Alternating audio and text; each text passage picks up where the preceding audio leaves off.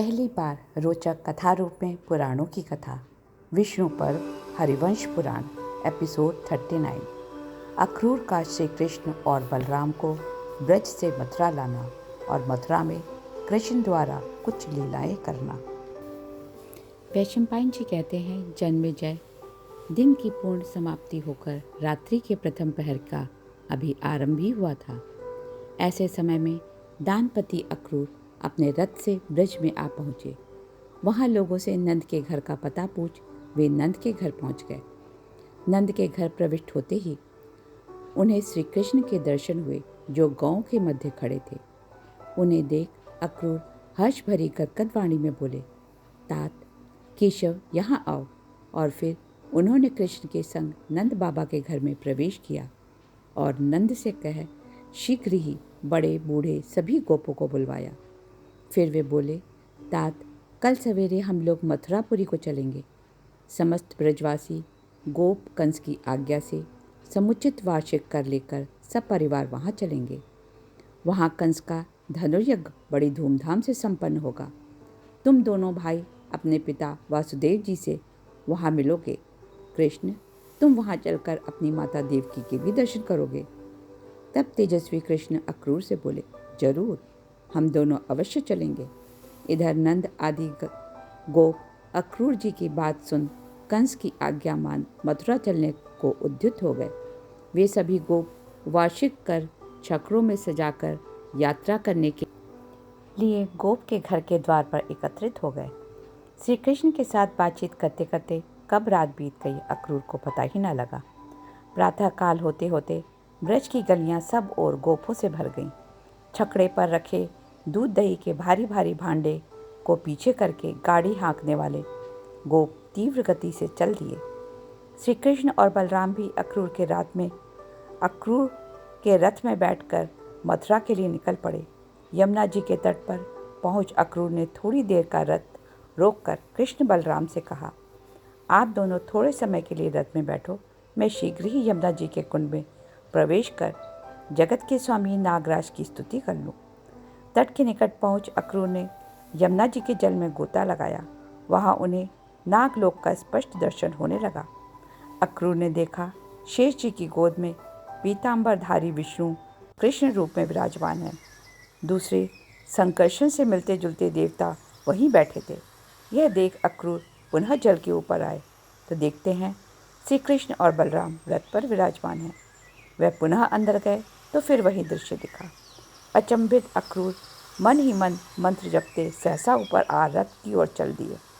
इधर कृष्ण ने उन्हें आता देख चुस्की लेते हुए पूछा, आपने तो बड़ी देर लगा दी, लगता है कोई आश्चर्य की चीज दिख गई। तब अक्रूर अचंभित हो हाथ जोड़ बोले, श्री कृष्ण, इस चराचर जगत में तुम्हारे सिवा और क्या आश्चर्य का विषय होगा। मैंने वहाँ वह देखा जो भूतल पर दुर्लभ है। जैसा वहाँ देखा वैसा यहाँ देख उसी में रम रहा हूँ। इन तीनों लोकों के मूर्तिमान आश्चर्य से मेरी भेंट हो गई है। अतः प्रभु, अब आओ मथुरा नगरी के लिए शीघ्र ही रवाना हुए। वैशंपायन जी कहते हैं, जन्मेजय वह सभी श्रेष्ठ रथ पर सवार शीघ्र ही मथुरा पहुँच गए। वहाँ पहुँच अक्रूर पहले दोनों भाइयों को अपने घर ले गए। फिर अक्रूर ने श्री कृष्ण से कहा, तात तुम दोनों अभी वसुदेव से ना मिलो तो ही ठीक रहेगा।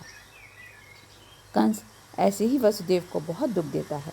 तुम दोनों को तो पिता के लिए उत्तम सुख की व्यवस्था करनी चाहिए। दोनों भाइयों को अक्रूर की बात ठीक लगी। माता पिता से मिलने का इरादा त्याग कर उन्होंने अक्रूर से पूछा, साधु पुरुष, यदि आपको स्वीकार हो तो हम मथुरा के राजमार्ग और नगर को देखते हुए फिर कंस के घर ही पहुंच जाएं। तब अक्रूर उनको इजाज़त दे स्वयं कंस के पास चले गए। इधर दोनों वीर श्री कृष्ण और संकर्षण नगर देखने निकल पड़े। रास्ते में उन्होंने एक धोबी देखा जो कपड़ों में रंग कर रहा था। उसे देख दोनों भाई उससे सुंदर वस्त्र मांगने लगे।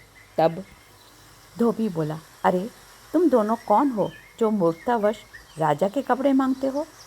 तुम तो वन में पैदा हुए और वन्य पशुओं के साथ बड़े हो। आज रंगीन कपड़ों को देख तुम्हारे मन में उनके प्रति लोभ उत्पन्न हो गया है। तुम दोनों मूर्ख गंवार राजा के कपड़े मांगने की इच्छा रखते हो। लगता है तुमने जीवन का मोह त्याग दिया है। धोबी की बात सुन श्री कृष्ण कुपित हो उठे। उन्होंने उसके माथे पर एक तमाचा जड़ दिया, जिसके लगते ही रजक धोबी का मस्तक फट गया। धोबी को प्राणहीन पृथ्वी पर गिरा देख उसकी पत्नी चीख मार मार कर विलाप करने लगी और तुरंत राजा कंस के दरबार को भागी। इधर दोनों भाइयों ने सुंदर वस्त्र धारण करे और चल दिए। सुंदर वस्त्र धारण कर दोनों माला लेने वहाँ पहुँचे जहाँ मालाएं मिल रही थीं। उस गली में गुड़क नाम से प्रसिद्ध एक माली था। श्री कृष्ण ने मधुर वाणी में उस मालाकार से कहा, हम दोनों के लिए मालाएं दे दो। माली ने प्रसन्न हो दोनों भाइयों को बहुत सी मालाएं दे दी। इससे प्रसन्न हो श्री कृष्ण ने उसे वर दिया, लक्ष्मी तुम्हें धन राशि से संपन्न कर देगी। तब गिरवर ने श्री कृष्ण के पैरों में अपना मस्तक रख दिया। असल में माली समझ रहा था कि यह दोनों यक्ष हैं। इसके बाद दोनों भाई आगे चले तो उन्होंने कुब्जा को देखा। वह हाथों में अंगराग लेप का पात्र लिए हुए थी। उसे देख श्री कृष्ण ने कहा, तुम यह लेप किसके लिए ले जा रही हो? कुब्जा मुस्कुराती हुई बोली, कमल नयन, मैं तो राजा के स्नान गृह को जा रही हूँ। तुम्हें लेप चाहिए तो ले लो, तुम्हारा कल्याण हो। आओ मेरे घर चलो। तुम कहाँ से आए हो? मैं राजा कंस की प्यारी दासी हूँ। श्री कृष्ण बोले, सुमुखी, तुम हम दोनों के शरीर के अनुरूप अंगराग दे दो। हम पहलवान हैं, देश में अतिथि के रूप में आए हैं।